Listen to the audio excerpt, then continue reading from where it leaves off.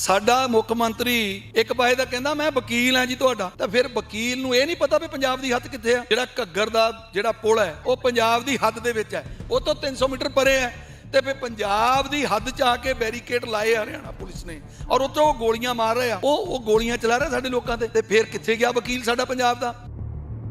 ਉਹ ਡਰਾਮੇਬਾਜ਼ ਉਹੀ ਡਰਾਮੇ ਜਿਹੜੇ ਸਟੇਜ ਤੋਂ ਕਰਦਾ ਸੀ। ਮੈਂ ਉਹੀ ਕਹਿ ਰਿਹਾ ਮਸ਼ਕਰੇ ਵੀ ਵਿਧਾਨ ਸਭਾ 'ਚ ਤਾਲੇ ਲੈ ਗਿਆ।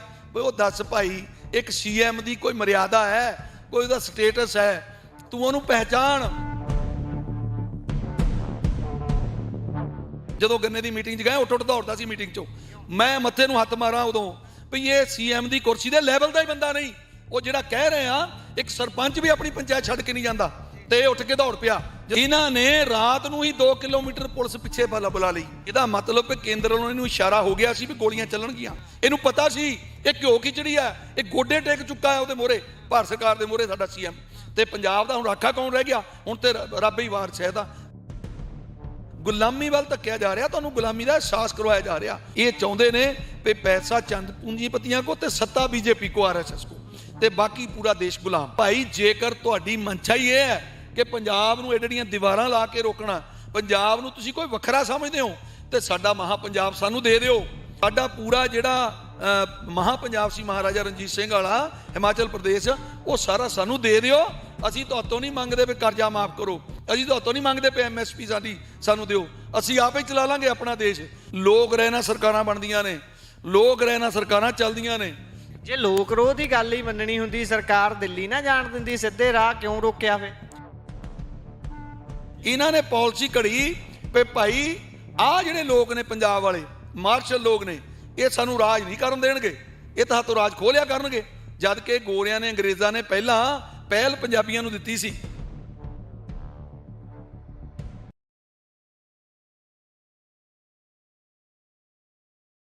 ਸਤਿ ਸ਼੍ਰੀ ਅਕਾਲ। Punjabi radio USA, Punjabi TV USA ਤੁਸੀਂ ਵੇਖ ਰਹੇ ਹੋ। ਇਸ ਸਮੇਂ ਕਿਸਾਨ ਅੰਦੋਲਨ 2.0 ਚੱਲ ਰਿਹਾ ਹੈ ਸ਼ੰਭੂ ਬਾਰਡਰ ਤੇ ਖਨੌਰੀ ਬਾਰਡਰ ਦੇ ਉੱਪਰ। ਦੋਨੇ ਜਗ੍ਹਾ ਤੇ ਕਿਸਾਨ ਇਸ ਗੱਲ ਨੂੰ ਤਤਪਰ ਨੇ ਕਿ ਕਦੋਂ ਉਹਨਾਂ ਨੂੰ ਮੌਕਾ ਬਣਦਾ ਤਾਂ ਉਹ ਹਰਿਆਣੇ ਦੇ ਜ਼ਰੀਏ ਹੁੰਦੇ ਹੋਏ ਦਿੱਲੀ ਦੇ ਵਿੱਚ ਜਾ ਕੇ ਬੈਠਦੇ ਨੇ। ਜਿਸ ਤਰੀਕੇ ਦੇ ਨਾਲ ਪਹਿਲਾਂ ਮੋਰਚਾ 1 ਸਾਲ ਤੋਂ ਵੱਧ ਚੱਲਿਆ ਤੇ ਫਿਰ ਬਹੁਤ ਸਾਰੀਆਂ ਮੰਗਾਂ ਨੌਜਵਾਨ, ਬਜ਼ੁਰਗ ਅਤੇ ਕਿਸਾਨ ਆਗੂ ਉੱਥੋਂ ਮਨਵਾ ਕੇ ਉੱਠੇ, ਪਰ ਜਿਹੜੀ ਊਣਤਾ ਹੀ ਰਹਿ ਗਈ ਸੀ ਉਸ ਨੂੰ ਹੁਣ ਪੂਰੀ ਕਰਨ ਦੀ ਕੋਸ਼ਿਸ਼ ਕੀਤੀ ਜਾ ਰਹੀ ਹੈ। ਪਰ ਲਗਾਤਾਰ ਤੁਸੀਂ ਸੋਸ਼ਲ ਮੀਡੀਆ ਦੇ ਜ਼ਰੀਏ ਜਾਂ ਜਿਹੜੇ ਬਹੁਤ ਗਿਣੇ ਚੁਣੇ ਚੈਨਲ ਨੇ ਉਹਨਾਂ ਦੇ ਮਾਧਿਅਮ ਰਾਹੀਂ ਸਕਰੀਨਾਂ ਦੇ ਉੱਪਰ ਵੇਖ ਰਹੇ ਹੋਵੋਗੇ ਕਿ ਉੱਥੇ ਚੱਲ ਕੀ ਰਿਹਾ ਹੈ। ਲਗਾਤਾਰ ਕਿਸਾਨਾਂ ਦੇ ਉੱਪਰ ਅਥਰੂ ਗੈਸ ਦੇ ਗੋਲੇ ਭਰਾਏ ਜਾ ਰਹੇ ਨੇ, ਹਰ ਤਰੀਕੇ ਦਾ ਤਸ਼ੱਦਦ ਢਾਇਆ ਜਾ ਰਿਹਾ ਹੈ। ਜੇ ਦੂਜੇ ਪਾਸੇ ਗੱਲ ਕਰੀਏ, ਬੇਸ਼ੱਕ ਚੀਨ ਅਰੁਣਾਚਲ ਪ੍ਰਦੇਸ਼ ਦੇ ਵਿੱਚ ਆ ਕੇ ਬੜਾ ਵੱਡਾ ਕਬਜ਼ਾ ਕਰ ਲਵੇ, ਉੱਥੇ ਕਿਸੇ ਨੇ ਗੱਲ ਨਹੀਂ ਕਰਨੀ। ਇਹ ਕਹਿ ਦੇਣਾ ਕਿ ਚੀਨ ਦੀ ਇੰਨੀ ਹਿੰਮਤ ਨਹੀਂ ਕਿ ਉਹ ਭਾਰਤ ਦੇ ਉੱਪਰ 56 ਇੰਚ ਦੀ ਛਾਤੀ ਵਾਲੇ PM ਦੇ ਦੇਸ਼ ਦੇ ਵਿੱਚ ਕੁਝ ਵੀ ਇਹੋ ਜਿਹਾ ਕਰ ਸਕੇ, ਪਰ ਉੱਥੇ ਹੋ ਰਿਹਾ ਹੈ। ਤੇ ਜਿਹੜੇ ਪੰਜਾਬ ਦੇ ਵਸਨੀਕ ਨੇ, ਭਾਰਤ ਦੇ ਵਸਨੀਕ ਨੇ, ਉਹਨਾਂ ਨਾਲ ਕੀਤਾ ਜਾ ਰਿਹਾ ਸਿੱਧੇ ਤੌਰ ਤੇ ਵਿਤਕਰਾ। ਇਸ ਨੂੰ ਐਂ ਵੀ ਲੈ ਲਿਆ ਜਾਂਦਾ ਹੈ ਕਿ ਜਿਹੜੇ ਇਹ ਚੈਨਲ ਨੇ ਇਹ ਗਲੋਰੀਫਾਈ ਕਰ ਰਹੇ ਨੇ, ਇਸ ਅੰਦੋਲਨ ਨੂੰ ਵੱਧ ਚੜ੍ਹ ਕੇ ਪੇਸ਼ ਕਰ ਰਹੇ ਨੇ, ਹਾਲਾਂਕਿ ਇਸ ਦੀ ਜ਼ਰੂਰਤ ਨਹੀਂ ਹੁੰਦੀ। ਮੈਂ ਇੰਟਰੋ ਨੂੰ ਬੜਾ ਲੰਬਾ ਨਾ ਖਿੱਚਦਾ ਹੋਇਆ BKU ਦੁਆਬਾ ਦੇ ਪ੍ਰਧਾਨ ਮਨਜੀਤ ਸਿੰਘ ਰਾਏ ਹੋਣਾ ਦਾ ਸਵਾਗਤ ਕਰਦਾ ਹਾਂ। ਇਸੇ ਹੀ ਕੜੀ ਦੇ ਤਹਿਤ ਆਪਾਂ ਅੱਗੇ ਵਧਦੇ ਹਾਂ, ਗੱਲਬਾਤ ਇਸੇ ਹੀ ਕਿਸਾਨ ਅੰਦੋਲਨ ਬਾਰੇ ਉਹਨਾਂ ਨਾਲ ਕਰਾਂਗੇ। ਸਭ ਤੋਂ ਪਹਿਲਾਂ ਸਵਾਗਤ ਕਰਦੇ ਹਾਂ। ਸਤਿ ਸ਼੍ਰੀ ਅਕਾਲ ਜੀ। ਪੰਜਾਬੀ ਰੇਡੀਓ ਦਾ USA ਦਾ ਬਹੁਤ ਬਹੁਤ ਮੈਂ ਧੰਨਵਾਦੀ ਹਾਂ ਜੀ। ਸੋ ਰਾਏ ਸਾਹਿਬ, ਗੱਲ ਜਿਸ ਤਰੀਕੇ ਨਾਲ ਮੈਂ ਛੇੜੀ ਸੀ ਵੀ ਉਧਰੋਂ ਚੀਨ ਬੇਸ਼ੱਕ ਜਿੰਨਾ ਮਰਜ਼ੀ ਕਬਜ਼ਾ ਕਰ ਲੇ, ਪਰ 56 ਇੰਚ ਦੀ ਛਾਤੀ ਵਾਲਾ ਜਿਹੜਾ PM ਹੈ ਉਹ ਕਹਿੰਦਾ ਕਿ ਇੰਨੀ ਜ਼ਰੂਰਤ ਹਾਲੇ ਕਿਸੇ ਦੀ ਹੈ ਨਹੀਂ। ਦੇਸ਼ ਦਾ ਗ੍ਰਹਿ ਮੰਤਰੀ ਕਹਿੰਦਾ ਕਿ ਕੁਝ ਨਹੀਂ ਹੋਇਆ। ਪਰ ਜਦੋਂ ਪੰਜਾਬ ਦਾ ਹੀ ਕਿਸਾਨ, ਪੰਜਾਬ ਦਾ ਹੀ ਨੌਜਵਾਨ ਆਪਣੀ ਹੀ ਰਾਜਧਾਨੀ 'ਚ ਜਾਣ ਦੀ ਕੋਸ਼ਿਸ਼ ਕਰਦਾ ਹੈ, ਉੱਥੇ ਇਹੋ ਜਿਹੀ ਬੈਰੀਕੇਡਿੰਗ, ਇਹੋ ਜਿਹਾ ਜ਼ੁਲਮ ਢਾ ਦਿੱਤਾ ਜਾਂਦਾ ਹੈ ਕਿ ਜਿੱਦਾਂ ਕਿਤੇ ਪਾਕਿਸਤਾਨ ਵਾਲੇ ਬੰਨਿਓ ਹਮਲਾ ਹੋ ਗਿਆ ਹੁੰਦਾ। ਇਹ ਸਾਰੇ ਨੂੰ ਕਿਵੇਂ ਵੇਖਦੇ ਹੋ ਤੁਸੀਂ? ਸਾਡਾ ਕੰਮ ਜਿਸ ਤਰੀਕੇ ਨਾਲ ਮੈਂ ਪਹਿਲਾਂ ਦੱਸਿਆ ਕਿ ਅੰਦੋਲਨ ਨੂੰ ਗਲੋਰੀਫਾਈ ਕਰ ਰਹੇ ਜਾਂ ਨਹੀਂ, ਇਹ ਗੱਲ ਨਹੀਂ ਹੈ। ਅਸੀਂ ਪੰਜਾਬ ਦੀ ਗੱਲ ਕਰਦੇ ਹਾਂ, ਆਪਣੇ ਖੇਤਾਂ ਦੀ ਗੱਲ ਕਰਦੇ ਹਾਂ। ਦੇਖੋ, ਮੈਂ ਬੇਨਤੀ ਕਰਾਂ, ਇਹ ਕਲੀਅਰ ਕੱਟ ਹੈ ਕਿ ਪਾਕਿਸਤਾਨ ਦੇ ਜਿਹੜੇ ਉਧਰੋਂ ਫੌਜੀ ਦਸਤੇ ਦੂਏ ਪਾਸਿਓਂ ਆਉਂਦੇ ਨੇ, ਉਹਨਾਂ ਨਾਲ ਵੀ ਇਦਾਂ ਦਾ ਬਿਹੇਵ ਨਹੀਂ ਕੀਤਾ ਜਾਂਦਾ। ਕਿਉਂਕਿ ਜੇ ਕੋਈ ਨਿਹੱਤਾ ਉਧਰੋਂ ਦੁਸ਼ਮਣ ਦੇਸ਼ ਵੱਲੋਂ ਆ ਜੇ, ਉਹਨੂੰ ਵੀ ਇਹ ਅਰੈਸਟ ਕਰਦੇ ਨੇ। ਤੁਸੀਂ ਵੇਖਿਆ ਉਹ ਸਾਡਾ ਇੱਕ ਪਾਇਲਟ ਉਧਰ ਚਲਾ ਗਿਆ ਸੀ, ਅਭਿਨੰਦਨ ਨੂੰ ਉਹਨਾਂ ਨੇ ਪਕੜ ਕੇ ਭਾਰਤ ਦੇ ਸਪੁਰਦ ਕੀਤਾ। ਉਹਦੇ ਗੋਲੀਆਂ ਨਹੀਂ ਮਾਰੀਆਂ, ਇਹ ਮਤਲਬ ਜੇਕਰ ਕੋਈ ਨਾ ਕੋਈ ਕਾਇਦਾ ਕਾਨੂੰਨ ਬਣਿਆ ਹੁੰਦਾ ਬਾਰਡਰ ਤੇ ਵੀ ਭਾਈ ਉਹ ਵਿਧੀ ਵਿਧਾਨ ਦੇ ਅੰਦਰ ਹੀ ਰਹਿਣਾ ਤੁਸੀਂ, ਜੇ ਕੋਈ ਆ ਵੀ ਜਾਂਦਾ ਪੈਰ ਚੱਲ ਕੇ ਤਾਂ ਉਹਦੇ ਗੋਡਿਆਂ ਤੋਂ ਥੱਲੇ ਗੋਲੀ ਮਾਰਨੀ ਜੇ ਕਿਤੋਂ ਖਤਰਾ ਵੀ ਨਜ਼ਰ ਆਉਂਦਾ। ਪਰ ਇਹ ਆਪਣੇ ਦੇਸ਼ ਦੇ ਲੋਕਾਂ ਤੇ ਸਿੱਧੀਆਂ ਗੋਲੀਆਂ ਮਾਰ ਰਿਹਾ ਹੈ ਨਰਿੰਦਰ ਮੋਦੀ ਦੀ ਸਰਕਾਰ, ਜਿਹੜੀ ਬੀਜੇਪੀ ਆ, ਕਿਉਂਕਿ ਹਰਿਆਣੇ 'ਚ ਵੀ ਬੀਜੇਪੀ ਹੈ ਔਰ ਕੇਂਦਰ 'ਚ ਵੀ ਬੀਜੇਪੀ ਹੈ। ਜਿਹੜਾ ਗ੍ਰਹਿ ਮੰਤਰੀ ਉਹ ਸਿੱਧੀਆਂ ਗੋਲੀਆਂ ਮਰਵਾ ਰਿਹਾ ਆਪਣੇ ਦੇਸ਼ ਦੇ ਲੋਕਾਂ ਦੇ। ਮੈਂ ਦੱਸਣਾ ਚਾਹਾਂਗਾ ਇਹ ਲੜਾਈ ਕੱਲੀ MSP ਔਰ ਕੱਲੀ ਜਿਹੜੀ ਕਹਿ ਦਿਓ ਕਰਜ਼ਾ ਮੁਕਤੀ ਤੇ ਨਹੀਂ ਹੋ। ਇਹਨੂੰ ਜੇ ਸੋਚਿਆ ਜਾਵੇ, ਘੋਖਿਆ ਜਾਵੇ, ਤੇ ਹਾਲਾਤ ਇੱਧਰ ਨੂੰ ਜਾ ਰਹੇ ਨੇ ਕਿ ਪੂਰੇ ਦੇਸ਼ ਦਾ ਪੈਸਾ ਉਹ ਚੰਦ ਪੂੰਜੀਪਤੀਆਂ ਕੋਲ ਔਰ ਪੂਰੇ ਦੇਸ਼ ਦੀ ਸੱਤਾ RSS BJP ਦੇ ਕੋਲ।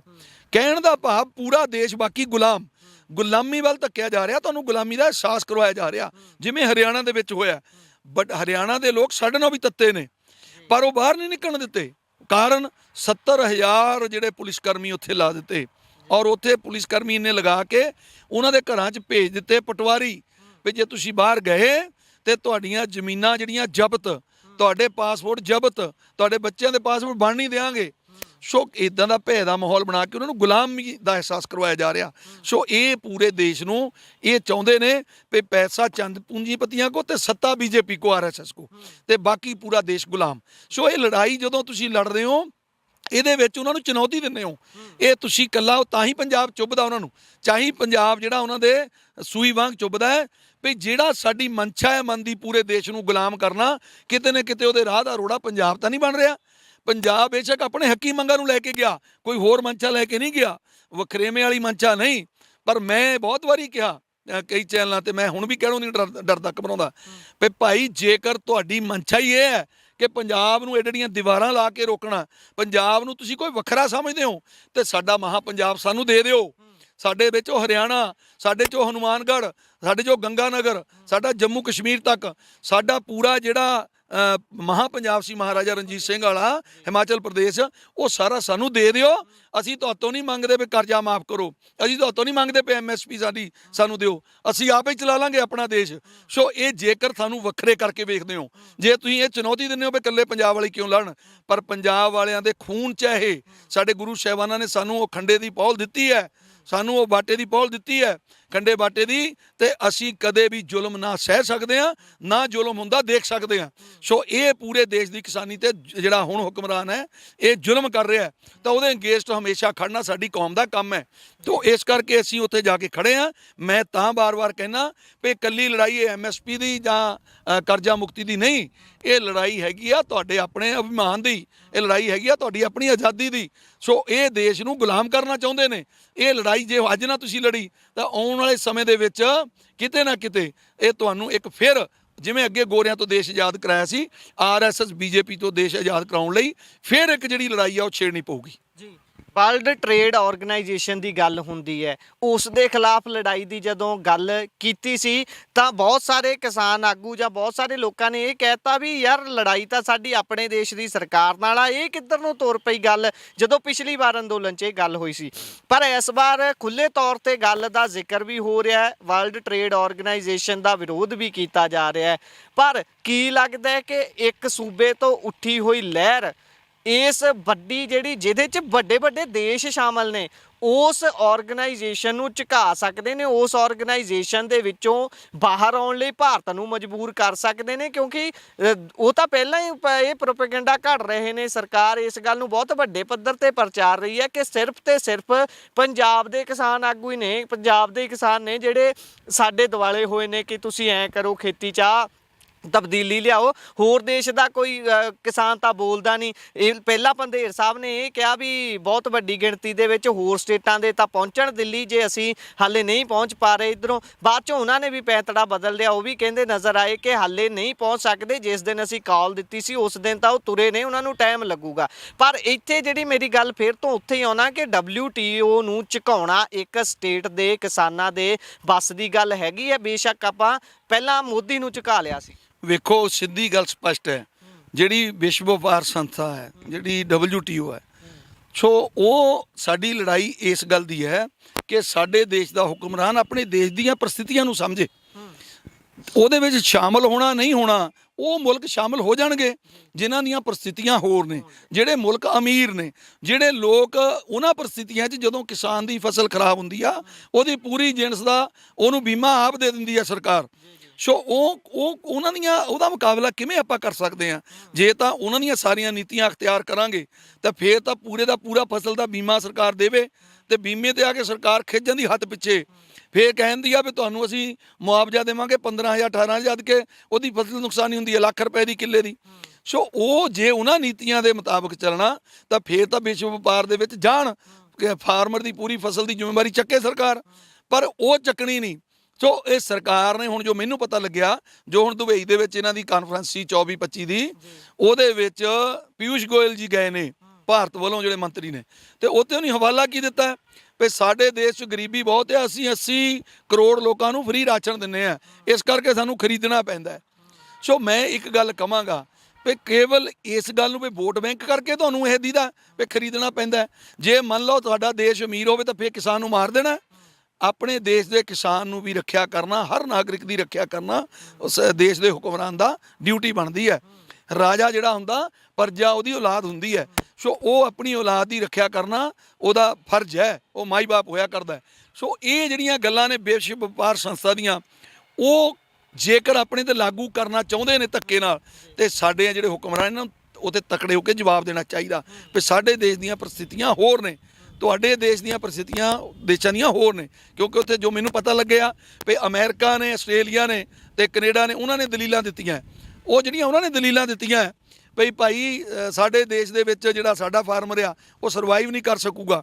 ਉਹਨਾਂ ਦੇ ਤਾਂ ਖੇਤੀ ਵੀ ਹੈਕਟੇਅਰਾਂ 'ਚ ਹੁੰਦੀ ਹੈ ਨਾ, ਉਹਨਾਂ ਦੇ ਤਾਂ ਜਹਾਜ਼ਾਂ ਵਰਗੇ ਟਰੈਕਟਰ ਨੇ, ਉਹਨਾਂ ਦੇ ਆਮ ਕਿਸਾਨ ਨਹੀਂ ਖੇਤੀ ਕਰਦਾ, ਉੱਥੇ ਵੱਡੇ ਵੱਡੇ ਕਾਰਪੋਰੇਟ ਘਰਾਣੇ ਖੇਤੀ ਕਰਦੇ ਨੇ। ਤੇ ਪੰਜਾਬ ਦੇ ਵਿੱਚ ਤਾਂ 2 ਕਿੱਲਿਆਂ ਵਾਲਾ ਵੀ ਕਿਸਾਨ ਹੈ, 100 ਕਿੱਲੇ ਵਾਲਾ ਵੀ ਕਿਸਾਨ ਹੈ। ਉੱਥੇ ਦੇ ਕਿਸਾਨ ਦਾ ਮੁਕਾਬਲਾ ਤਾਂ ਪੰਜਾਬ ਦੇ 100 ਕਿੱਲੇ ਵਾਲਾ ਕਿਸਾਨ ਵੀ ਨਹੀਂ ਕਰ ਸਕਦਾ। ਇਸ ਗੱਲ ਨੂੰ ਤਾਂ ਮੰਨਦੇ ਹੋ ਨਾ? ਉੱਥੇ ਜਿਹੜੇ ਫਾਰਮਰ ਨੇ ਉਹ ਕਾਰਪੋਰੇਟ ਘਰਾਣਿਆਂ ਦੇ ਇੱਕ ਤਰ੍ਹਾਂ ਦੇ, ਬਹੁਤ ਸਾਰੀਆਂ ਕੰਪਨੀਆਂ ਜਿਹੜੀਆਂ, ਠੀਕ ਆ ਕੁਝ ਫਾਰਮਰ ਵੀ ਹੈਗੇ ਨੇ, ਬਹੁਤ ਸਾਰੀਆਂ ਕੰਪਨੀਆਂ ਕਰਵਾ ਰਹੀਆਂ ਐਗਰੀਕਲਚਰ ਉੱਥੇ। ਸੋ ਇਸ ਵੇਲੇ ਜਿਹੜੀ ਨਜ਼ਰ ਹੈ ਕਾਰਪੋਰੇਟ ਘਰਾਣੇ ਦੀ ਉਹ ਐਗਰੀਕਲਚਰ ਸੈਕਟਰ ਤੇ ਆ। ਔਰ ਖਾਸ ਕਰ ਜਿਹੜਾ ਭਾਰਤ ਦਾ ਤੰਤਰ ਹੈ, ਜਿਹੜਾ ਇੱਥੋਂ ਜਿੰਨਾ ਵੀ ਉੱਪਰ ਨੂੰ ਤੁਸੀਂ ਜਾਣਾ, ਪਾਕਿਸਤਾਨ ਤੋਂ ਉਹਦੇ ਤੱਕ, ਈਰਾਨ ਤੱਕ, ਇੱਥੋਂ ਅਫਗਾਨਿਸਤਾਨ ਥਾਣੀ ਹੁੰਦੇ ਹੋਏ ਸਾਰੇ ਦੇਸ਼ਾਂ ਨੂੰ, ਜਿੰਨਾ ਵੀ ਤੁਸੀਂ ਉੱਪਰ ਨੂੰ ਜਾਣਾ, ਇਹ ਸਾਰੇ ਦੇ ਵਿੱਚ ਫੂਡ ਦੀ ਵੱਡੀ ਜ਼ਰੂਰਤ ਹੈ ਆਉਣ ਵਾਲੇ ਸਮੇਂ ਦੇ ਵਿੱਚ। ਸੋ ਉਹਨਾਂ ਨੂੰ ਇਹ ਦਿਸ਼ਾ ਜਿਹੜੀ ਦੀਦੀ ਹੈ ਵੀ ਜਿਹੜੇ ਕਾਰਪੋਰੇਟ ਘਰਾਣੇ ਆ ਵੀ ਸਾਰੀ ਇੰਡਸਟਰੀ ਨਾਲੋਂ ਐਗਰੀਕਲਚਰ ਸੈਕਟਰ ਜਿਹੜਾ ਹੈ ਮੁਨਾਫੇ ਵਾਲਾ ਹੋਣੇ ਵਾਲਾ, ਇਹਨੂੰ ਕਿੱਦਾਂ ਫਾਰਮਰ ਦੇ ਕੋਲੋਂ ਖੋਣਾ, ਉਹ ਨੀਤੀਆਂ ਪਹਿਲਾਂ ਬਣਾਓ। ਇਹ ਛੋਟਾ ਫਾਰਮਰ ਊਂ ਨਹੀਂ ਨਿਕਲੂਗਾ, ਜਦੋਂ ਇਹਦੀ ਰੋਜ਼ੀ ਰੋਟੀ ਚੱਲਣੀ ਮੁਸ਼ਕਿਲ ਹੋ ਜਾਏਗੀ, ਇਹ ਛੱਡ ਕੇ ਦੌੜੇਗਾ। ਸੋ ਨੀਤੀਆਂ ਤਾਂ ਘੜਦੇ ਆ ਕਾਰਪੋਰੇਟ ਘਰਾਣੇ, ਤੇ ਕਾਰਪੋਰੇਟ ਦੇ ਉਹੋ ਹੀ ਦੇਸ਼ ਘੜ ਰਹੇ ਨੇ ਜਿਹੜੇ ਅਮੀਰ ਦੇਸ਼ ਨੇ। ਸੋ ਸਾਡੇ ਦੇਸ਼ ਨੂੰ ਆਪਣੇ ਦੇਸ਼ ਦੀਆਂ ਪ੍ਰਸਥਿਤੀਆਂ ਸਮਝ ਕੇ ਉਹ 'ਚ ਬਾਹਰ ਆਉਣਾ ਚਾਹੀਦਾ। ਜਿਹੜਾ ਤੁਹਾਡਾ ਕੁਐਸਚਨ ਸੀ ਵੀ ਇਹ ਸੌਖੀ ਗੱਲ ਹੈ ਵੀ ਉਹਦੇ ਵਿੱਚੋਂ ਤੁਸੀਂ ਬਾਹਰ ਕੱਢ ਲਓਗੇ, ਕਲੀਅਰ ਕੱਟ ਹੈ। ਜਨਤਾ ਦੀ ਆਵਾਜ਼ ਵੱਡੀ ਹੋਇਆ ਕਰਦੀ ਆ, ਲੋਕ ਰਹਿਣਾ ਸਰਕਾਰਾਂ ਬਣਦੀਆਂ ਨੇ, ਲੋਕ ਰਹਿਣਾ ਸਰਕਾਰਾਂ ਚੱਲਦੀਆਂ ਨੇ। ਜੇ ਲੋਕ ਰਹਿ ਬਣ ਜਾਵੇ ਵੀ ਅਸੀਂ ਆਪਣੇ ਦੇਸ਼ 'ਚੋਂ ਕਾਨੂੰਨ ਨਹੀਂ ਲਾਗੂ ਹੋਣ ਦੇਣਾ, ਤੇ ਫਿਰ ਕਿਸੇ ਸਰਕਾਰ ਦਾ ਜ਼ਰੂਰਤ ਨਹੀਂ। ਜੇ ਅਸੀਂ ਉਹਨਾਂ ਗੋਰਿਆਂ ਨੂੰ ਇੱਥੋਂ ਭਜਾ ਸਕਦੇ ਹਾਂ ਤਾਂ ਫਿਰ ਉਹਨਾਂ ਦੀਆਂ ਨੀਤੀਆਂ ਘੜੀਆਂ ਜਿਹੜੀਆਂ ਉਹਨਾਂ ਨੂੰ ਵੀ ਭਜਾ ਸਕਦੇ ਹਾਂ, ਉਹ ਇੱਥੇ ਲਾਗੂ ਨਹੀਂ ਹੋਣ ਦਿਆਂਗੇ। ਜੇ ਲੋਕ ਰੋਹ ਦੀ ਗੱਲ ਹੀ ਮੰਨਣੀ ਹੁੰਦੀ, ਸਰਕਾਰ ਦਿੱਲੀ ਨਾ ਜਾਣ ਦਿੰਦੀ, ਸਿੱਧੇ ਰਾਹ ਕਿਉਂ ਰੋਕਿਆ ਫਿਰ? ਦੇਖੋ ਕਲੀਅਰ ਕੱਟ ਹੈ ਵੀ ਇਹ ਇੱਕ ਪੱਖੇ ਤੇ ਵੇਖਿਆ ਜਾਂਦਾ ਹੈ ਵੀ ਸਰਕਾਰ ਉੱਪਰ ਕਿਹਦੀ ਹੈ, ਸਰਕਾਰ ਦਾ ਕਬਜ਼ਾ ਕਿੰਨਾ ਕੁ ਹੈ। ਸਰਕਾਰ ਬੈਠੀ ਬਹੁਮਤ ਦੇ ਵਿੱਚ, ਸਰਕਾਰ ਪੂਰੇ ਦੇਸ਼ 'ਚ ਇੱਕ ਭਰਮ ਬਣਾਇਆ ਹੋਇਆ ਵੀ ਅਸੀਂ ਤਾਂ ਬੜੇ ਰਾਖੇ ਹਾਂ ਹਿੰਦੂ ਰਾਸ਼ਟਰ ਕਰਕੇ। ਸੋ ਸਰਕਾਰ ਨੂੰ ਲੱਗਦਾ ਕਿ ਪੰਜਾਬ ਤੇ ਹਰਿਆਣਾ ਨਾਲ ਸਾਨੂੰ ਐਡਾ ਫਰਕ ਨਹੀਂ ਪੈਂਦਾ। ਸੋ ਪੰਜਾਬ ਤੇ ਹਰਿਆਣਾ ਦੀ ਗਿਣਤੀ ਛੋਟੀ, ਮੈਂ ਪਹਿਲਾਂ ਵੀ ਕਿਹਾ ਨਾ ਵੀ ਇਹ ਘੱਟ ਗਿਣਤੀਆਂ ਤੇ ਜ਼ਬਰ ਕਰਨਗੇ ਆਉਣ ਵਾਲੇ ਸਮੇਂ 'ਚ, ਸਾਨੂੰ ਉਹ ਲੜਾਈ ਲੜਨੀ ਪੈਣੀ ਹੈ। ਸੋ ਅੱਜ ਲੜਾਈ ਉਹ ਸਮਝ ਲਓ ਸ਼ੁਰੂ ਹੋ ਚੁੱਕੀ ਹੈ ਵੀ ਇਹ ਇਹਨਾਂ ਨੂੰ ਦੀਦਾ ਵੇ ਤਾਂ ਪੰਜਾਬ ਹਰਿਆਣਾ ਹੀ ਆ ਇਕੱਲਾ, ਇਹਨੂੰ ਆਪਾਂ ਕਿਵੇਂ ਦੱਬ ਕੇ ਰੱਖਣਾ ਹੈ। ਇਹ ਦਿੱਲੀ ਜਾਣਗੇ ਤਾਂ ਇਹ ਦਿੱਲੀ ਜਾ ਕੇ ਸਾਡੀ ਧੌਣ ਨੂੰ ਹੱਥ ਪਾਉਣਗੇ, ਸਾਡੀ ਸੱਤਾ ਸਾਤੋਂ ਜਿਹੜੀ ਆ ਉਹ ਚਲੀ ਜਾਵੇਗੀ। ਸੋ ਇਸ ਕਰਕੇ ਘੱਟ ਗਿਣਤੀਆਂ ਤੇ ਜ਼ਬਰ ਕਰਨਾ ਇਹ ਪਹਿਲਾਂ ਤੋਂ ਇਹ ਸਰਕਾਰਾਂ ਦੀ ਮਨਸ਼ਾ ਰਹੀ ਆ, ਇਸ ਕਰਕੇ ਉਹ ਸਾਨੂੰ ਦਬਾ ਰਹੇ ਨੇ। ਪਰ ਕੋਈ ਗੱਲ ਨਹੀਂ, ਇਹ ਹੌਲੀ ਹੌਲੀ ਪੂਰੇ ਦੇਸ਼ ਦੇ ਵਿੱਚ ਇਹ ਅੱਗ ਵਾਂਗ ਵਧੇਗਾ ਸਾਰਾ ਕੁਝ। ਇਹ ਨੀਤੀ ਜਿਹੜੀ ਅਸੀਂ ਆਪਣੀ ਪਾਲਿਸੀ ਆ ਲੋਕਾਂ ਤੱਕ ਲੈ ਕੇ ਜਾਵਾਂਗੇ, ਔਰ ਜਿਹੜੇ ਲੋਕ ਅਵੇਅਰ ਨਹੀਂ ਹੈਗੇ ਉਹਨਾਂ ਨੂੰ ਅਵੇਅਰ ਕਰਾਂਗੇ। ਜਿਹੜੇ ਕਿਸਾਨ ਗਰੀਬ, ਅਸਲ ਪੋਜੀਸ਼ਨ ਕੀ ਆ ਕਿ ਪੰਜਾਬ ਤੇ ਹਰਿਆਣੇ ਦੇ ਕਿਸਾਨ ਨੂੰ 1966 ਤੋਂ ਬਾਅਦ MSP ਕੁਝ ਫਸਲਾਂ ਤੇ ਮਿਲਣ ਲੱਗ ਪਈ, ਤੇ ਪੰਜਾਬ ਦਾ ਕਿਸਾਨ ਥੋੜਾ ਜਿਹਾ ਸਰਵਾਈਵ ਕਰ ਗਿਆ।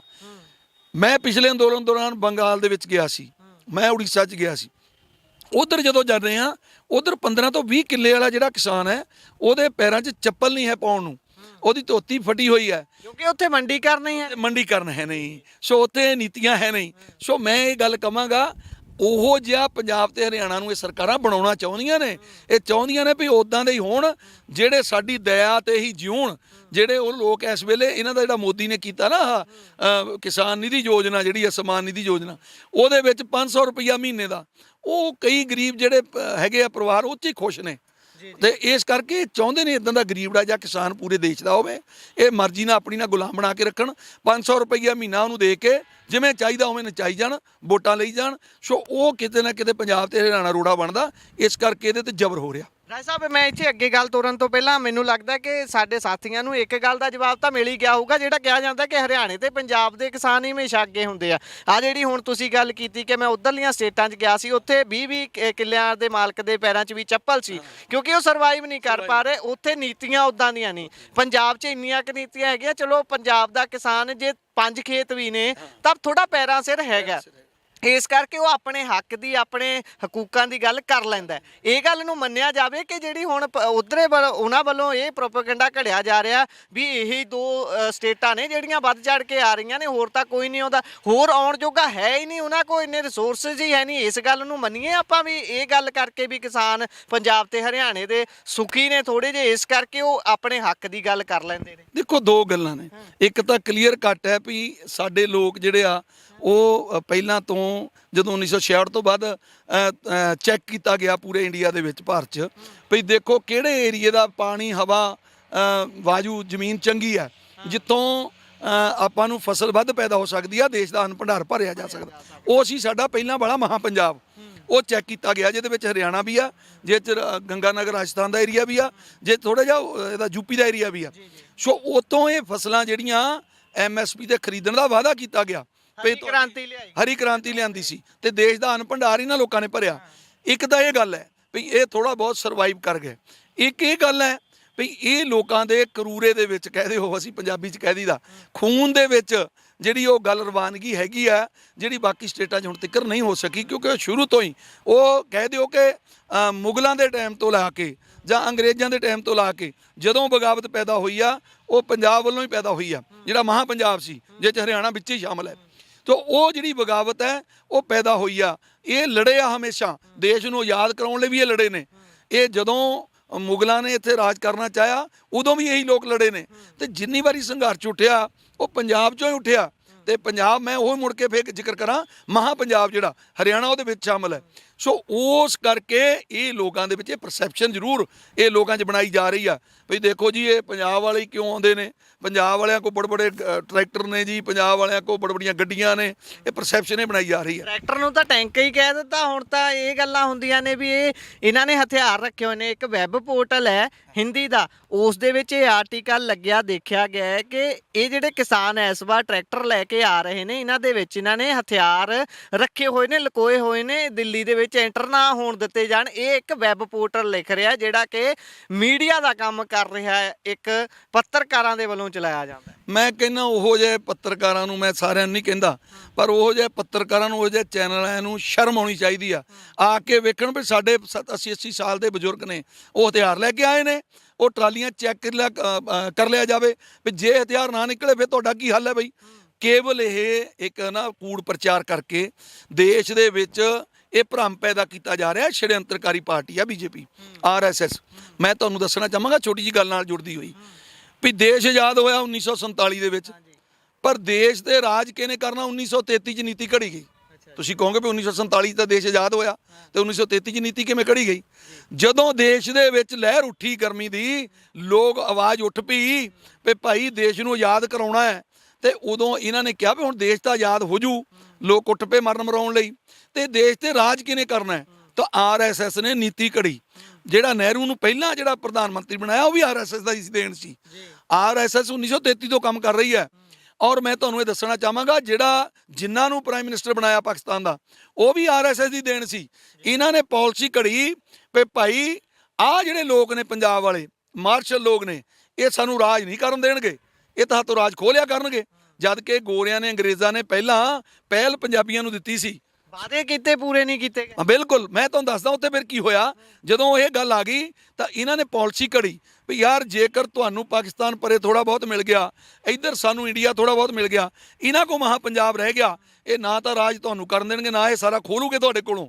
ਇਹ ਲੋਕ ਤਕੜੇ ਨੇ, ਸੋ ਇਹਨਾਂ ਨੂੰ ਪਾੜ ਕੇ ਦੋ ਥਾਂ ਕਰੋ। ਇਹ 1933 ਤੋਂ ਨੀਤੀ ਕਹਾਣੀ ਸ਼ੁਰੂ ਹੋ ਗਈ। ਇਹਨੂੰ ਦੋ ਜਗ੍ਹਾ ਵੰਡਿਆ ਗਿਆ ਪੰਜਾਬ ਨੂੰ, ਵੀ ਇਹਦੀ ਤਾਕਤ ਵੰਡ ਦਿਓ, ਅੱਧੀ ਅੱਧੀ ਕਰ ਦਿਓ, ਅੱਧਾ ਪੰਜਾਬ ਪਾਕਿਸਤਾਨ 'ਚ, ਅੱਧਾ ਪੰਜਾਬ ਇੱਧਰ ਭਾਰਤ ਦੇ ਵਿੱਚ। ਸੋ ਇੱਥੇ ਨਹੀਂ ਰੁਕੇ, ਫਿਰ ਵੇਖਿਆ ਵੀ ਤਾਂ ਹਾਲੇ ਵੀ ਮੋਹਰੇ ਅੜਦੇ ਨੇ, ਰੜਕਦੇ ਨੇ। ਫਿਰ ਇਹਨਾਂ ਨੇ ਗੰਗਾ ਨਗਰ ਹਨੂਮਾਨਗੜ੍ਹ ਤੋੜਿਆ, ਫਿਰ ਆਹ ਜਿਹੜਾ ਹਰਿਆਣਾ ਤੋੜਿਆ ਜੀ, ਜਿੱਥੇ ਆਪਾਂ ਬੈਠੇ ਹਾਂ ਸਿੰਘੂ ਬਾਰਡਰ ਤੱਕ, ਇਹ ਸਾਰਾ ਪੰਜਾਬ ਹੀ ਸੀ। ਫਿਰ ਇਹਨਾਂ ਨੇ ਹਿਮਾਚਲ ਤੋੜਿਆ, ਆ ਜਿਹੜਾ ਊਨਾ ਆ ਹਿਮਾਚਲ ਦਾ, ਇਹ ਹੁਸ਼ਿਆਰਪੁਰ ਦੀ ਤਹਿਸੀਲ ਹੁੰਦੀ ਸੀ। ਔਰ ਤੁਸੀਂ ਵੇਖੋ ਵੀ ਫਿਰ ਇਹ ਇੱਥੇ ਨਹੀਂ ਹਟੇ, ਫਿਰ ਸਾਰਾ ਇਧਰੋਂ ਉੱਪਰ ਜੰਮੂ ਵਾਲਾ ਏਰੀਆ ਤੋੜ ਕੇ ਪੰਜਾਬ ਨੂੰ ਛੋਟਾ ਜਿਹਾ ਕਰਤਾ। ਤੁਸੀਂ ਹੁਣ ਵੇਖਿਆ ਹੋਊ ਪਿਛਲੇ ਅੰਦੋਲਨ 'ਚ, ਅਗਰ ਪਿਛਲੇ ਅੰਦੋਲਨ 'ਚ ਇਕੱਲੇ ਕਾਨੂੰਨ ਵਾਪਸ ਨਹੀਂ ਹੋਏ, ਮੈਂ ਬਹੁਤ ਵਾਰ ਸਟੇਜਾਂ ਤੋਂ ਕਿਹਾ, ਇੱਕ ਨਕਸ਼ਾ ਘੁੰਮਦਾ ਸੀ ਜਿਹੜਾ, ਜਿਹਦੇ ਵਿੱਚ ਤਲਵਾੜਾ, ਦਸੂਹਾ, ਪਠਾਨਕੋਟ, ਇਹ ਜੰਮੂ ਨਾਲ ਜੋੜਨੇ ਨੂੰ ਕਹਿੰਦੇ ਸੀ। ਪਰ ਉਹਦੇ ਵਿੱਚ ਜਦੋਂ ਇਹ ਅੰਦੋਲਨ 'ਚ ਜਾ ਕੇ ਖੜ ਗਏ ਪੰਜਾਬੀ ਮੋਹਰੇ, ਤੇ ਉਹ ਇਹਨਾਂ ਨੂੰ ਆਪਣੀ ਪਰਸੈਪਸ਼ਨ ਬਦਲਣੀ ਪੈ ਗਈ। ਇਹਨਾਂ ਨੇ ਉਹਦੇ ਵਿੱਚੋਂ ਫਿਰ ਇਹਨਾਂ ਨੂੰ ਉਹ ਨਕਸ਼ਾ ਜਿਹੜਾ ਹਟਾਉਣਾ ਪੈ ਗਿਆ। ਸੋ ਇਹਨਾਂ ਨੂੰ ਦੀਦਾ ਵੀ ਅੱਜ ਵੀ ਇਹ ਰੜਕ ਰੱਖਦੇ ਨੇ, ਅੱਜ ਵੀ ਇਹ ਮੋਹਰੇ ਖੜਨੇ ਜਾਣਦੇ ਨੇ, ਅੱਜ ਵੀ ਇਹ ਕੋਸ਼ਿਸ਼ਾਂ ਸਾਜ਼ਿਸ਼ਾਂ RSS ਦੀਆਂ ਚੱਲ ਰਹੀਆਂ ਵੀ ਇਹਨਾਂ ਨੂੰ ਵੰਡ ਦਿਓ। ਸੋ ਇਹ ਪਾਲਿਸੀ ਅੱਜ ਦੀ ਨਹੀਂ ਹੈ, ਇਹ ਪਾਲਿਸੀ ਤਾਂ ਦੇਸ਼ ਆਜ਼ਾਦ ਹੋਣ ਤੋਂ ਪਹਿਲਾਂ ਦੀ ਬਣੀ ਹੋਈ ਹੈ ਵੀ ਇਹਨਾਂ ਲੋਕਾਂ ਨੂੰ ਕਿਵੇਂ ਗੁਲਾਮੀ 'ਚ ਲੈ ਕੇ ਆਉਣਾ। ਪਰ ਇਹ ਭੁਲੇਖੇ 'ਚ ਹੈ BJP, ਇਹ ਲੋਕ ਕਦੇ ਗੁਲਾਮੀ 'ਚ ਨਹੀਂ ਆਉਣਗੇ, ਹੱਕ ਦੇ ਸੱਚ ਦੀ ਲੜਾਈ ਹਮੇਸ਼ਾ ਲੜਦੇ ਰਹਿਣਗੇ। ਇਹ ਜਿਹੜੇ ਖੇਤੀਬਾੜੀ ਦੇ ਮਾਹਰ ਤੇ ਅਰਥਚਾਰੇ ਦੇ ਵੀ ਮਾਹਰ ਨੇ, ਸਰਦਾਰਾ ਸਿੰਘ ਜੌਲ, ਬੀਤੇ ਦਿਨੀ ਉਹਨਾਂ ਦਾ ਬਿਆਨ ਤੁਸੀਂ ਵੀ ਸੁਣਿਆ ਹੋਊਗਾ ਜਾਂ ਪੜ੍ਹਿਆ ਹੋਊਗਾ। ਉਹ ਇਹ ਗੱਲ ਕਹਿੰਦੇ ਨੇ ਕਿ ਜਿਹੜੀ MSP ਦੀ ਗੱਲ ਕਿਸਾਨ ਕਰ ਰਹੇ ਨੇ, ਇਹ ਸੰਭਵ ਨਹੀਂ ਹੈਗੀ। ਇਹ ਤਰੀਕਾ ਜਿਹੜਾ ਇਹ ਗਲਤ ਹੈ। ਇਹ ਕਿਸਾਨ ਜਿਹੜੀ ਮੰਗ ਕਰ ਰਹੇ ਨੇ, ਉਹ ਤਾਂ ਕਿਸੇ ਵੀ ਤਰੀਕੇ ਸਾਡੇ ਦੇਸ਼ 'ਚ ਸੰਭਵ ਨਹੀਂ ਹੈਗੀ। ਉਸ ਬਿਆਨ ਤੇ ਤੁਸੀਂ ਕੀ ਕਹੋਗੇ? ਦੇਖੋ, ਆਪੋ ਆਪਣੀ ਸਾਰਿਆਂ ਦੀ ਸੋਚ ਹੁੰਦੀ ਹੈ। ਸਰਦਾਰਾ ਸਿੰਘ ਬੜੇ ਸਿਆਣੇ ਨੇ, ਮੈਂ ਉਹਨਾਂ ਤੇ ਕਦੇ ਕੋਈ ਕਿੰਤੂ ਨਹੀਂ ਕਰਾਂਗਾ। ਪਰ ਮੈਂ ਬੇਨਤੀ ਕਰਾਂ, ਇੱਕ ਸਰਕਾਰ ਦੀ ਏਜੰਸੀ ਆ CRISIL, ਉਹਦੇ ਅੰਕੜੇ ਆਏ ਨੇ, ਸਰਦਾਰਾ ਸਿੰਘ ਜੀ ਉਹ ਪੜ੍ਹ ਲੈਣ। ਦਵਿੰਦਰ ਸ਼ਰਮਾ ਨੇ ਉਦੋਂ ਕਿਹਾ ਸੀ ਵੀ ਕੇਵਲ ਤੁਹਾਡਾ 36,000 ਕਰੋੜ ਜਿਹੜਾ ਦੇਸ਼ ਦਾ ਭਾਰਤ ਸਰਕਾਰ ਦਾ ਲੱਗਿਆ ਕਰਨਾ ਸਾਲ ਬਾਅਦ, ਤੇ ਇੱਕ ਵਾਰੀ ਤੁਸੀਂ ਇਨਵੈਸਟ ਕਰਨੇ ਆ ਪੈਸੇ। ਉਹਨਾਂ ਨੇ ਸ਼ਾਇਦ 10 ਲੱਖ ਕਰੋੜ ਦੇ ਲਾਗੇ ਕਿਹਾ ਸੀ, ਪਰ ਉਸ ਜਿਹੜੀ ਏਜੰਸੀ ਨੇ ਕਿਹਾ 6 ਲੱਖ ਕਰੋੜ ਇਨਵੈਸਟ ਕਰਨਾ ਇੱਕ ਵਾਰ। ਉਹਦਾ ਤੁਸੀਂ ਅਨਾਜ ਖਰੀਦ ਲਿਆ ਕਿਸਾਨ ਕੋਲੋਂ, ਉਹ ਅਨਾਜ ਵੇਚ ਕੇ 6 ਲੱਖ ਕਰੋੜ ਫਿਰ ਤੁਹਾਡੇ ਕੋਲ ਆ ਗਿਆ। ਜੇ ਉਹਨੂੰ ਤੁਸੀਂ, ਜਿਵੇਂ ਹੁਣ ਕੌਮਾਂਤਰੀ ਬਾਜ਼ਾਰ ਦੇ ਵਿੱਚ ਕਣਕ ਦਾ ਰੇਟ ਵੱਧ ਗਿਆ ਸੀ ਯੂਕਰੇਨ ਦੀ ਲੜਾਈ ਕਰਕੇ, ਤੁਸੀਂ ਉਹ 'ਚੋਂ ਉਹ 6 ਕਰੋੜ ਦਾ 8 ਕਰੋੜ ਵੀ ਬਣਾ ਸਕਦੇ ਹੋ, ਪਰ 6 ਲੱਖ ਕਰੋੜ ਦਾ 8 ਲੱਖ ਕਰੋੜ ਵੀ ਬਣਾ ਸਕਦੇ ਹੋ। ਪਰ ਜੇਕਰ ਨਹੀਂ ਬਣਾਉਣਾ ਤੇ ਤੁਸੀਂ 6 ਲੱਖ ਕਰੋੜ ਦੀ ਫਸਲ ਖਰੀਦੀ, 6 ਲੱਖ ਕਰੋੜ ਦੀ ਵੇਚ ਲਈ, 6 ਲੱਖ ਕਰੋੜ ਤੁਹਾਡੇ ਕੋਲ ਫਿਰ ਆ ਗਿਆ। ਉਹ ਤਾਂ ਕੇਵਲ ਸਰਕਲ ਦੇ ਵਿੱਚ ਆ ਜਾਣਾ ਕੰਮ, ਤਾਂ ਉਹ ਤੁਹਾਡਾ ਸਰਕਲ 'ਚ ਕੰਮ ਚੱਲਣਾ ਹੈ। ਤੁਹਾਨੂੰ ਉਹਦੇ ਰੱਖ ਰਖਾਓ ਵਾਸਤੇ, ਫਸਲ ਦੇ ਉਹਦੀ ਸਾਂਭ ਸੰਭਾਲ ਲਈ ਜੋ ਅਮਲਾ ਲੱਗਣਾ, ਉਹ ਤੇ ਕੇਵਲ 21,000 ਕਰੋੜ ਲੱਗਣਾ ਹੈ। ਇਹ ਏਜੰਸੀ ਕਹਿ ਰਹੀ ਹੈ ਇਹਨਾਂ ਦੀ ਸਰਕਾਰੀ ਵੀ 21,000 ਕਰੋੜ ਰੁਪਈਆ ਸਾਲ ਦਾ ਖਰਚਾ ਹੋਣਾ, ਤੇ ਉਹ ਤੇ ਵੱਡਾ ਖਰਚਾ ਨਹੀਂ ਆਉਣਾ। ਜਿਹੜੀ ਗੱਲ ਸਾਡੇ ਖੇਤੀਬਾੜੀ ਵਿਦਵਾਨ ਕਹਿ ਰਹੇ ਨੇ, ਸੋ ਉਹਨਾਂ ਨੂੰ ਇਹ ਪਰਖ ਲੈਣਾ ਚਾਹੀਦਾ ਵੀ ਜੇਕਰ ਦੇਸ਼ ਦਾ ਅੰਨਦਾਤਾ, ਦੇਸ਼ ਦਾ ਕਿਸਾਨ ਦੇਸ਼ ਦੀ GDP 'ਚ 15% ਸ਼ੇਅਰ ਪਾਉਂਦਾ ਹੈ, ਦੇਸ਼ ਦੀ ਅਰਥ ਵਿਵਸਥਾ ਚਲਾਉਣ ਲਈ ਦੇਸ਼ ਦੇ ਖਜ਼ਾਨੇ ਦੇ ਵਿੱਚ 15% ਹਿੱਸਾ ਪਾ ਰਿਹਾ ਹੈ, ਤੇ ਉਹਦੇ ਵਾਸਤੇ 21,000 ਕਰੋੜ ਬਹੁਤ ਜ਼ਿਆਦਾ ਹੈ। ਜੇ ਤੁਹਾਡਾ 43 ਲੱਖ ਕਰੋੜ ਦਾ ਬਜਟ ਹੈ ਤੇ ਉਹਦੇ 'ਚ 21,000 ਕਰੋੜ ਮਹਿਨਾ ਕੀ ਰਖਾਉਂਦਾ ਹੈ? ਜਿਹੜਾ ਜੇ 43 ਲੱਖ ਕਰੋੜ ਦਾ ਤੁਸੀਂ 20% ਮੰਨ ਕੇ ਚੱਲੋ ਤੇ ਬਣਦਾ ਕਿੰਨਾ ਹੈ, ਤਾਂ ਤੁਸੀਂ ਚੈੱਕ ਕਰ ਲਓ। ਉਹ ਤਾਂ ਜਿੰਨੀਆਂ ਇਹ ਦੁਹਾਈ ਪਾਈ ਜਾ ਰਿਹਾ 10 ਲੱਖ ਕਰੋੜ ਲੱਗਣਾ, ਤਾਂ ਵੀ ਨਹੀਂ ਉਹ ਲਾ ਕੇ ਫੇਰ ਵੀ ਪੈਸੇ ਬਚਦੇ ਨੇ, ਉਹਦੇ ਵਿੱਚੋਂ 20% ਕੱਢ ਲੈਣ ਤਾਂ ਹੈ। ਸੋ ਕਹਿਣ ਦਾ ਭਾਵ ਹੈ, ਕਲੀਅਰ ਕੱਟ ਹੈ, 6 ਲੱਖ ਕਰੋੜ ਕੱਢਣਾ ਹੈ। ਸੋ ਇਹ ਕੇਵਲ ਇੱਕ ਵਾਰ 6 ਲੱਖ ਕਰੋੜ ਇਨਵੈਸਟ ਕਰਨਾ। ਸੋ ਸਰਦਾਰਾ ਸਿੰਘ ਜੌਲ ਕਿਸ ਤਰੀਕੇ ਨਾਲ ਕਹਿ ਰਹੇ, ਸਾਤੋਂ ਸਿਆਣੇ ਨੇ ਉਹ, ਹੋ ਸਕਦਾ ਸਾਡੀ ਸਮਝ 'ਚ ਉਹ ਗੱਲ ਨਾ ਹੋਵੇ, ਪਰ ਅਸੀਂ ਜਿਹੜੀਆਂ ਏਜੰਸੀਆਂ ਦੀ ਰਿਪੋਰਟ ਹੈ ਮੈਂ ਉਹ ਬਿਆਨ ਕਰ ਰਿਹਾ, ਉਹ ਇਹ ਕਹਿ ਰਹੀ ਆ ਵੀ ਇਹ ਤੇ ਵੱਡਾ ਪੈਸਾ ਨਹੀਂ ਲੱਗਣਾ ਜੀ। ਸੋ ਹੁਣ ਆਖਰੀ ਪੜਾਅ ਦੇ ਵੱਲ ਆਪਾਂ ਵਧੀਆ ਗੱਲ ਹੁਣ ਕਰ ਲੈਂਦੇ ਆ ਇਸ ਸਮੇਂ ਅੰਦੋਲਨ ਦੀ। ਬਾਕੀ ਸਾਰੀਆਂ ਗੱਲਾਂ ਹੋ ਗਈਆਂ ਤਕਰੀਬਨ।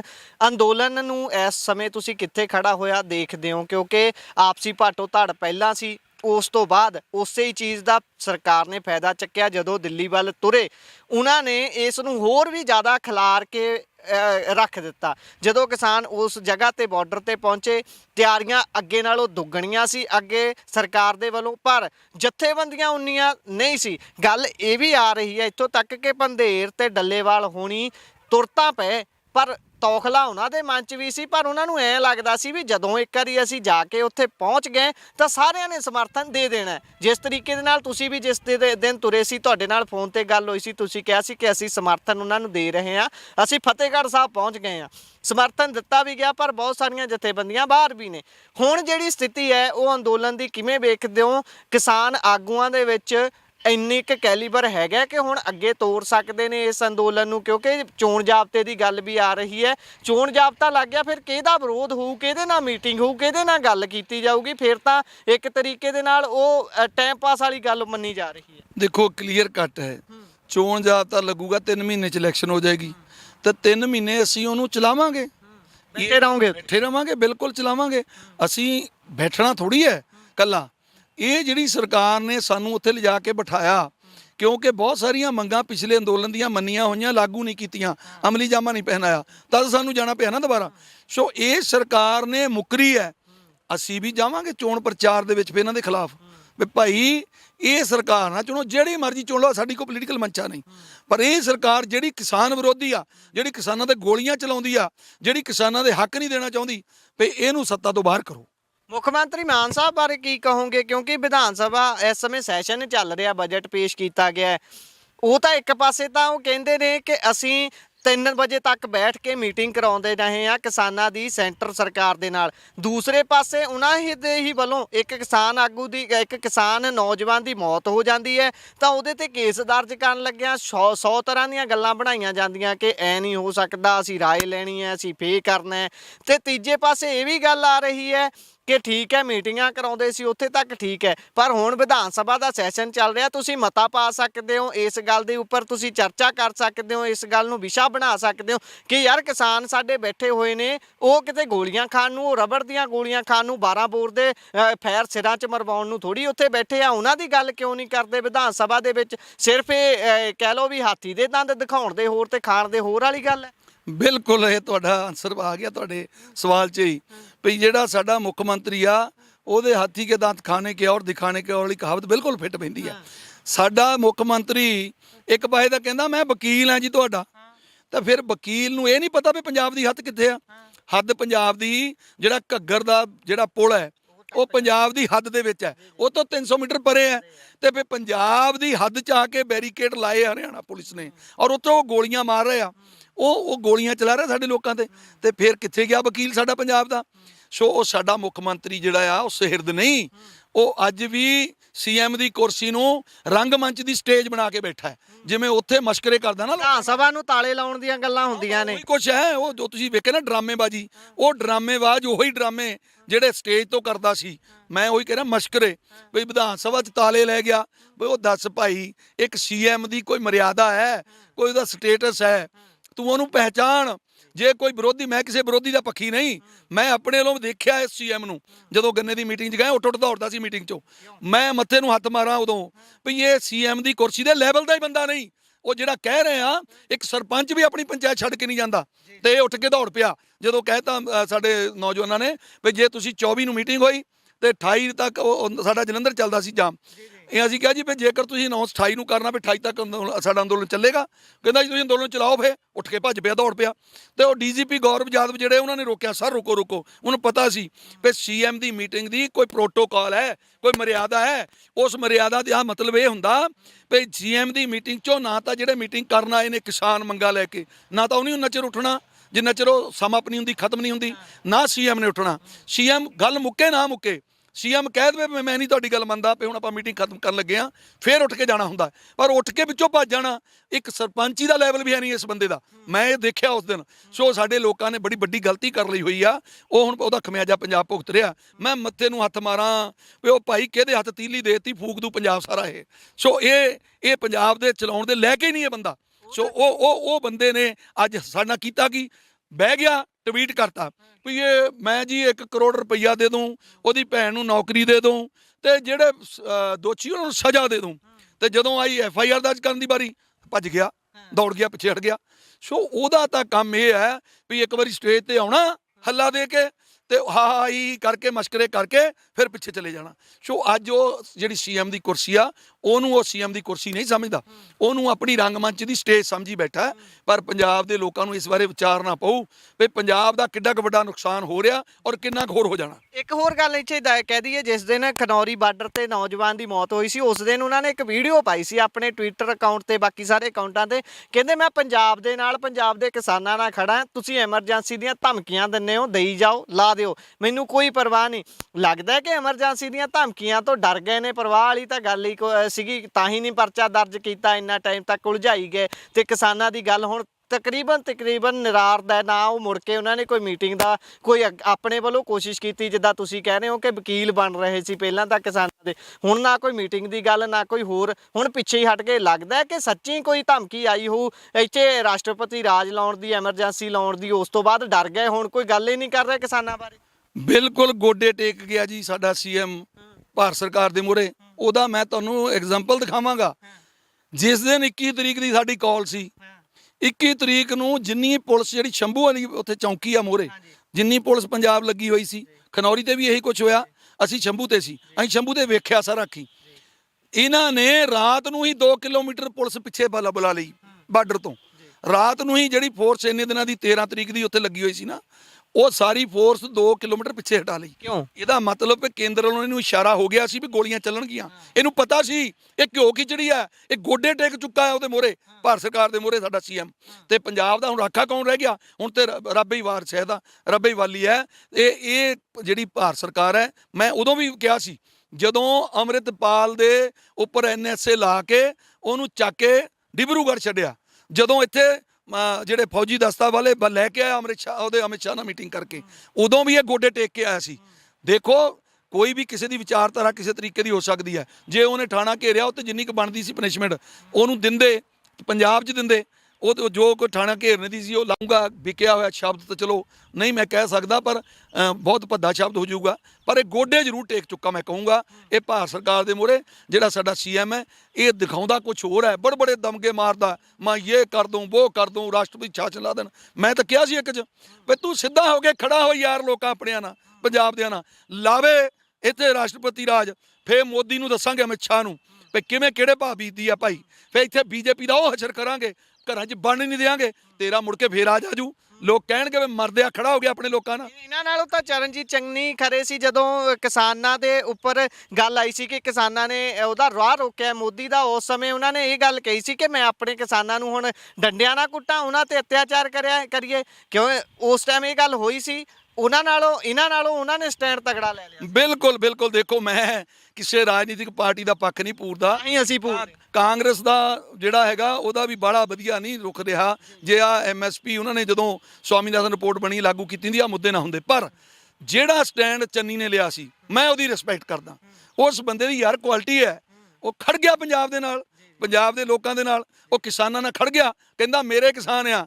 ਆਦਮੀ 'ਚ ਕੁਆਲਿਟੀ ਜਿਹੜੀ ਆ, ਇਹ ਤਾਂ ਲੈ ਜਾਂਦੇ ਕਾਸਟਾਂ ਤੇ ਗੱਲ। ਮੈਂ ਕਹਿੰਦਾ ਹੁੰਦਾ ਉਹਦੇ ਕਿਰਦਾਰ ਨਾਲ ਉਹਦੀ ਕੁਆਲਿਟੀ ਪਰਖੀ ਜਾਂਦੀ ਹੈ, ਤੇ ਉਸ ਬੰਦੇ 'ਚ ਕੁਆਲਿਟੀ ਹੈ ਵੀ ਉਹ ਖੜ ਗਿਆ ਆਪਣੇ ਪੰਜਾਬ ਦੇ ਨਾਲ, ਪੰਜਾਬ ਦੇ ਲੋਕਾਂ ਨਾਲ। ਸੋ ਇਹ 'ਚ ਕੁਆਲਿਟੀ ਹੈ ਨਹੀਂ। ਇਹ ਬਰਾਦਰੀ ਕਿਸੇ ਦਾ ਹੋਵੇ, ਕਿਸੇ ਜਾਤੀ ਦਾ ਹੋਵੇ, ਜੇ ਤੇਰੇ 'ਚ ਕੁਆਲਿਟੀ ਹੈ ਨਹੀਂ, ਤੇਰਾ ਸਟੇਟਸ ਹੀ ਹੈ ਨਹੀਂ ਸੀਐਮ ਦਾ, ਤੇ ਫਿਰ ਤੂੰ ਜੋ ਮਰਜ਼ੀ ਕਰੀ ਜਾ, ਤੂੰ ਗੋਡੇ ਹੀ ਟੇਕੇਗਾ ਸੀ ਉੱਥੇ ਜਾ ਕੇ ਭਾਰਤ ਸਰਕਾਰ ਦੇ ਮੂਹਰੇ। ਸੋ ਮੈਂ ਚੰਨੀ ਦੀ ਉਸ ਗੱਲ ਦੀ ਰਿਸਪੈਕਟ ਕਰਦਾ। ਸੋ ਆਖਰੀ ਸਵਾਲ ਹੈ ਹੁਣ, ਮਨਜੀਤ ਸਿੰਘ ਰਾਏ ਆਪਣੇ ਵੱਲੋਂ ਤੇ ਆਪਣੀ ਜਥੇਬੰਦੀ ਵੱਲੋਂ ਲੋਕਾਂ ਨੂੰ ਕੀ ਸੰਦੇਸ਼ ਦੇਣਾ ਚਾਹ ਰਿਹਾ ਹੈ ਕਿ ਇਸ ਸਮੇਂ ਕਿਸਾਨ ਅੰਦੋਲਨ ਕਿੱਧਰ ਨੂੰ ਜਾ ਰਿਹਾ ਹੈ, ਤੇ ਆਉਣ ਵਾਲੇ ਸਮੇਂ 'ਚ ਲੋਕ ਕਿਹੋ ਜਿਹੀ ਆਸ ਕਰਨ ਤੇ ਕਿਹੋ ਜਿਹੀ ਤੁਹਾਨੂੰ ਸਹਿਯੋਗ ਦੇਣ? ਦੇਖੋ ਅੰਦੋਲਨ ਬਿਲਕੁਲ ਚੜ੍ਹਦੀ ਕਲਾ 'ਚ ਹੈ, ਘਬਰਾਉਣ ਦੀ ਲੋੜ ਨਹੀਂ। ਅੰਦੋਲਨ ਕਦੇ ਵੀ, ਸਾਡੀ ਕੌਮ ਜਦੋਂ ਕੋਈ ਅੰਦੋਲਨ ਛੇੜਦੀ ਹੈ ਉਹ ਪਿੱਛੇ ਨਹੀਂ ਮੁੜਦੀ। ਜਿੱਤ ਹਾਰ ਹੋਣਾ ਉਸ ਪ੍ਰਮਾਤਮਾ ਦੇ ਹੱਥ 'ਚ ਹੈ, ਪਰ ਪਿੱਛੇ ਪੈਰ ਕਦੇ ਨਹੀਂ ਖਿੱਚਦੇ ਸਾਡੇ ਲੋਕ, ਨਾ ਪਿੱਛੇ ਪੈਰ ਖਿੱਚਾਂਗੇ।